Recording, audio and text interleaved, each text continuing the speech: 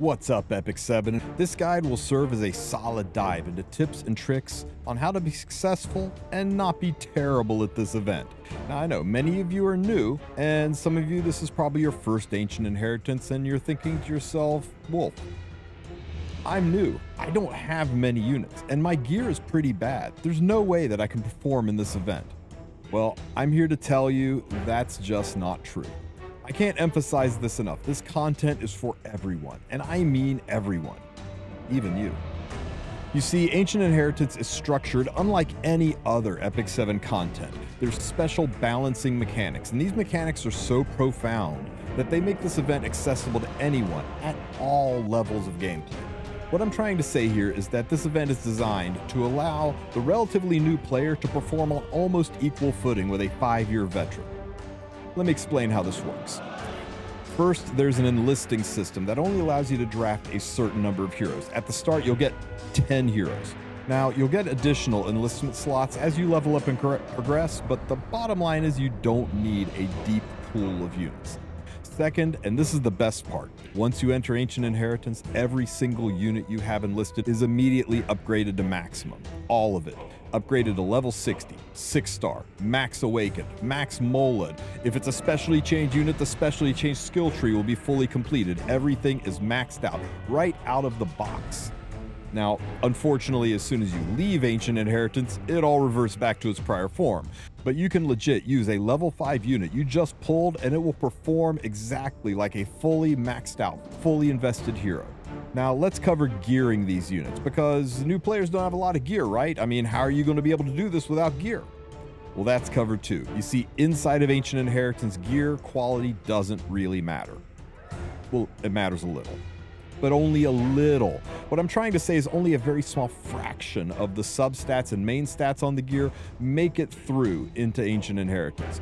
Now, what does matter is the gear sets. You see, the full impact of gear sets are carried over. That 12% crit chance you get from having a crit set, that goes through. The 25% speed bonus from your speed set, you get all of that. Set bonuses are so massively important that you could be using some of the most dog water trash gear on your account. As long as you can cobble together sets, you'll be able to jump right in and compete in this event like a master.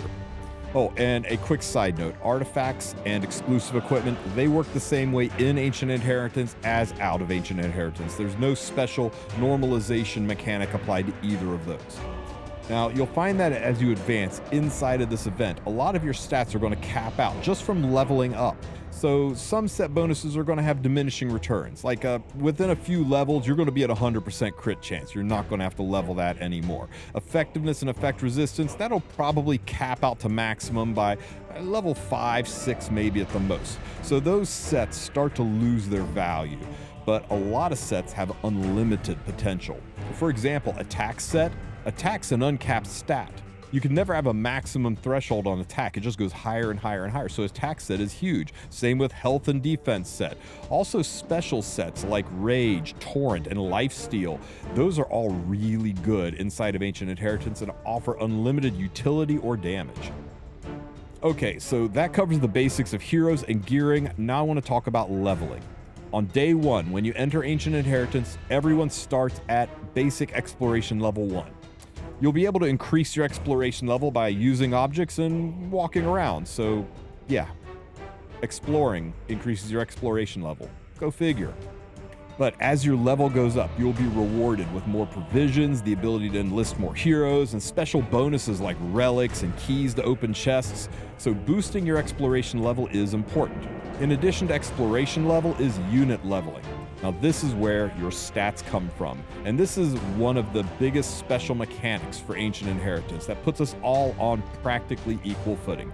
You see, in Ancient Inheritance, every unit in the game starts with its base stats, adjusted ever so slightly by your gear substats and significantly by artifacts and set bonuses. However, the bulk of your stats comes from the elemental leveling system. You see, in Ancient Inheritance, you don't level individual units. You level entire elements. And as your elemental level goes up, every unit you own of that element's level goes up significantly inside this event. And all you have to do in order to level your element is go fight monsters that are weak to that element. So let's say you want to build fire heroes. Well, go find a bunch of earth monsters and beat the snot out of them. You want to level up your light heroes? Go find a bunch of dark monsters and beat the pus out of them, and so on and so forth. The higher the level of the monsters you fight, the harder the fight is, but the more elemental XP you're going to get to level your element. Now, there's a limited number of monsters on the map. So it's strongly recommended you pick one element and specialize in that element. You got a whole guild of people wanting to chase these monsters. There just simply are not enough monsters to go around to let everyone in the guild level all their elements. And you don't need to. You're a part of a well-oiled machine. You're not a one-man army. This way, you'll be able to get yourself levels really fast by focusing on one element, and you're not going to be robbing opportunities from the rest of the guild for them to be able to level their elements. Get it through your heads. This is team-based PvE. You don't want to be the guy walking around taking all the leveling opportunities from the rest of your guild while he's leveling up so slowly that his own progress is stunted, and then the rest of the guild just leaves you in the dust. Focus on one element. Maybe down the road you can pick up a second one, but focus on one. This way you will be able to kill monsters faster, advance your guild efficiently, let your guild mates focus on the other elements, you focus on your job. Now this is important, because as you climb to higher floors, monsters become stronger and more difficult to fight. So don't go to floor 2 or floor 3 until you've reached significantly high enough level to handle the monsters on the next floor. You basically want your level to be roughly at or maybe just above the level of the monsters on your current floor. The last thing you want to do is be in a situation where the monsters are so strong that you're unable to fight with them and you're stuck and you can't level. So take your time. Make sure you do enough normal monster fights on the current floor to sufficiently level your units, and then you'll be ready to advance to the next floor.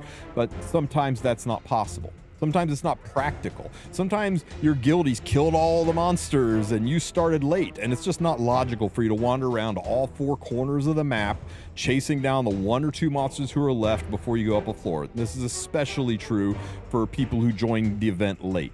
So players in this situation, there's a safety net called the Spirit Sanctum. It's located right beside the spawn points on floor 2 and on floor 3, and with the Spirit Sanctum you'll be able to directly trade provisions in order to artificially level your red, green, or blue elements. This cannot be used to raise light and dark, only RGB.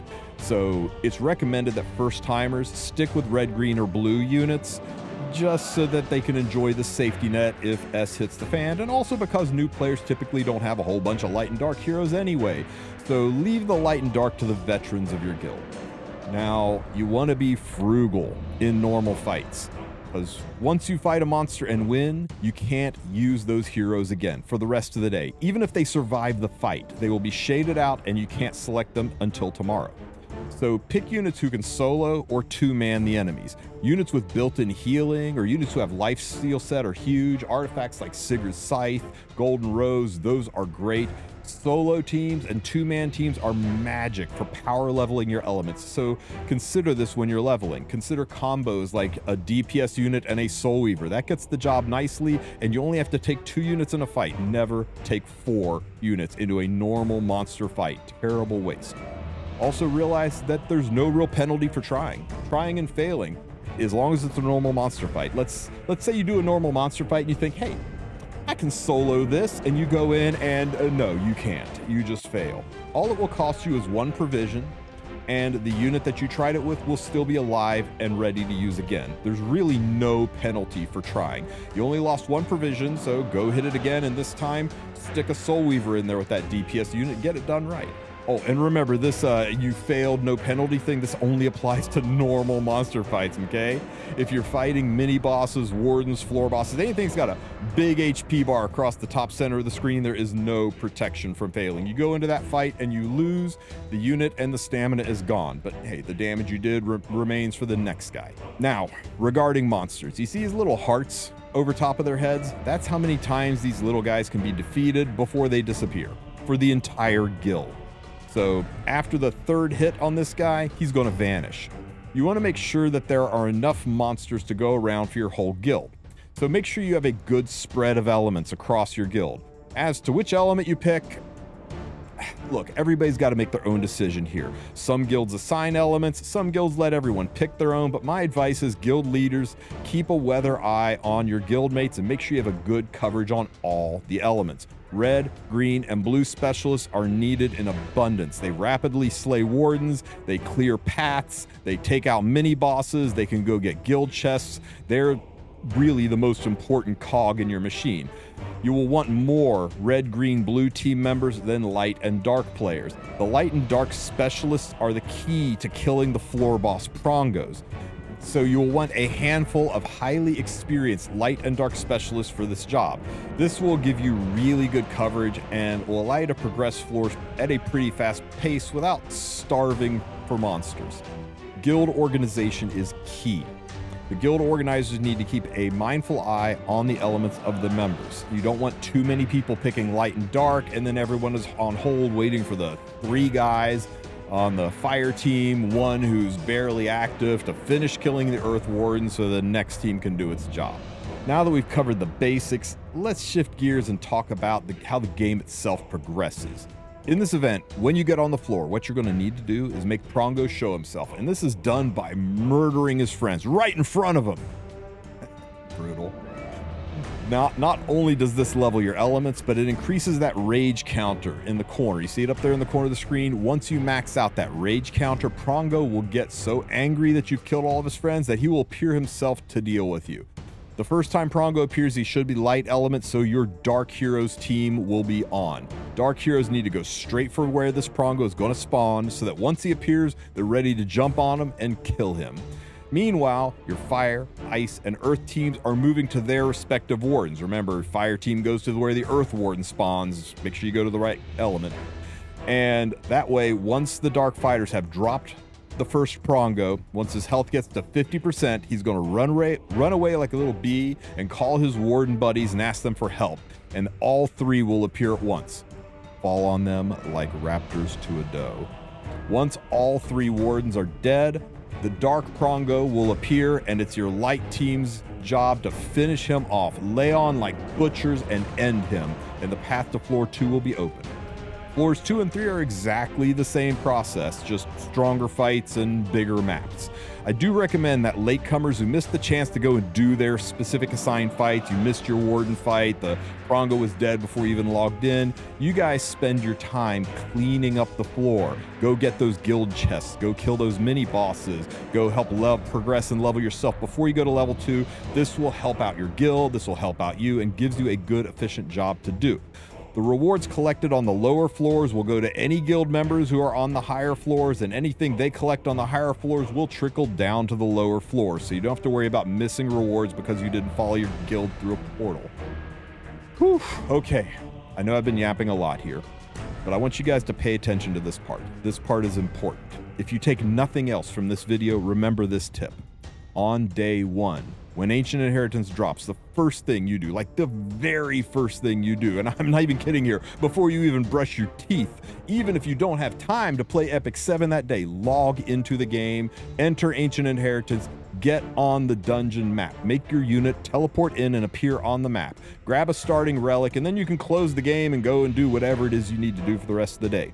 The reason for this is that while the rest of the guild is out there collecting rewards, only people who have logged onto the map have beamed into the event will be on the list of players eligible to collect rewards.